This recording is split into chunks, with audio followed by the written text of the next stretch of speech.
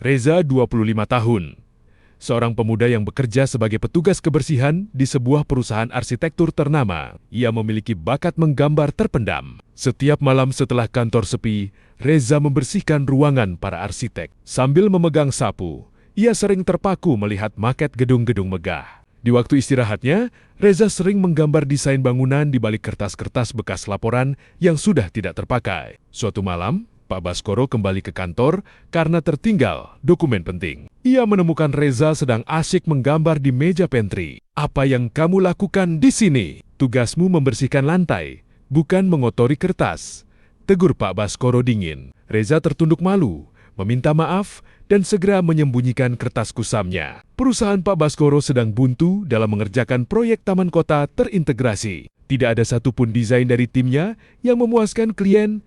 Pak Baskoro merasa tertekan. Jika proyek ini gagal, reputasi perusahaannya terancam. Tanpa sepengetahuan siapapun, Sinta melihat sketsa Reza yang tertinggal di pantry. Ia merasa desain itu sangat unik karena memadukan konsep modern dengan kebutuhan masyarakat kecil. Secara diam-diam, Sinta memasukkan lembar kertas kusam milik Reza ke dalam tumpukan berkas presentasi yang akan diperiksa Pak Baskoro esok hari. Keesokan paginya, saat sedang memeriksa berkas dengan frustrasi, Pak Baskoro menemukan selembar kertas lusuh dengan gambar tangan yang detail. Tidak ada nama, tidak ada logo perusahaan, hanya garis-garis berani yang menawarkan solusi cerdas bagi tata ruang kota. "Siapa yang menggambar ini?"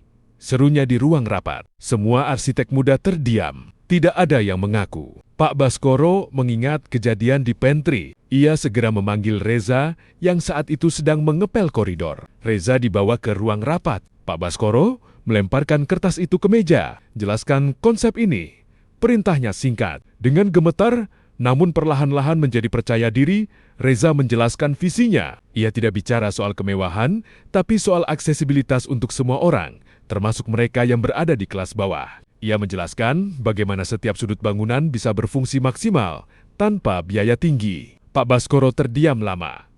"Desainmu punya jiwa." Sesuatu yang sudah lama hilang dari tim ini karena terlalu fokus pada estetika mahal. Beberapa bulan kemudian, desain tersebut memenangkan proyek besar itu.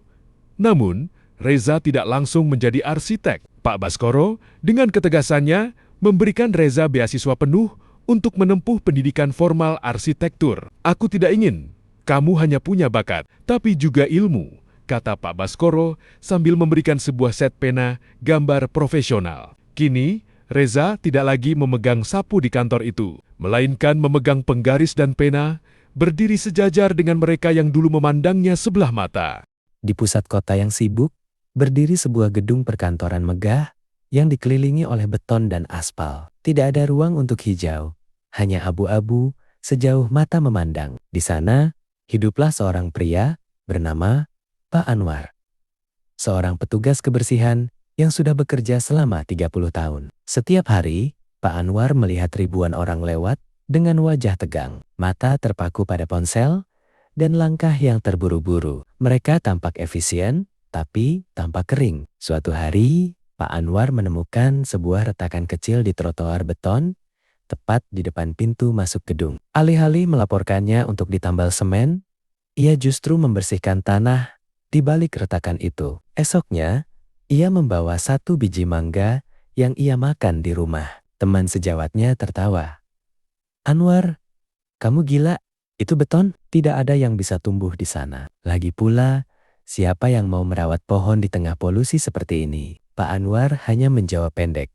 "Aku tidak sedang menanam pohon, aku sedang menanam harapan." Selama berbulan-bulan, Pak Anwar menyisihkan sedikit air minumnya setiap pagi untuk disiramkan ke lubang kecil itu. Ia melindungi tunas kecil yang muncul dengan pagar kawat bekas agar tidak terinjak. Orang-orang kantor awalnya menganggapnya gangguan. "Singkirkan tanaman liar itu," teriak mereka. Namun, Pak Anwar tetap teguh. Ia membersihkan sampah di sekitarnya setiap hari. Ia berbicara pada tunas itu. Sioliola itu adalah temannya sendiri. Tahun demi tahun berlalu. Keajaiban terjadi. Akar pohon itu ternyata mampu menemukan celah di bawah beton, mencari sumber air tanah yang tersembunyi. Batangnya menguat, Daunnya mulai rimbun. Sesuatu yang luar biasa mulai berubah di gedung itu. Para karyawan yang biasanya langsung masuk ke mobil, mulai berhenti sejenak untuk berteduh di bawah pohon itu. Orang-orang yang biasanya tidak saling tegur, mulai berbincang sambil mengagumi betapa kuatnya pohon itu tumbuh di atas semen. Bahkan, direktur perusahaan yang paling dingin sekalipun, suatu hari terlihat berdiri lama menatap pohon itu, lalu memutuskan untuk membatalkan PHK beberapa karyawannya setelah terinspirasi oleh daya tahan pohon tersebut. Saat Pak Anwar pensiun, pohon mangga itu sudah menjulang tinggi, memberikan oksigen dan keteduhan di tengah panasnya aspal kota. Ia membuktikan bahwa lingkungan yang keras bukan alasan untuk berhenti tumbuh.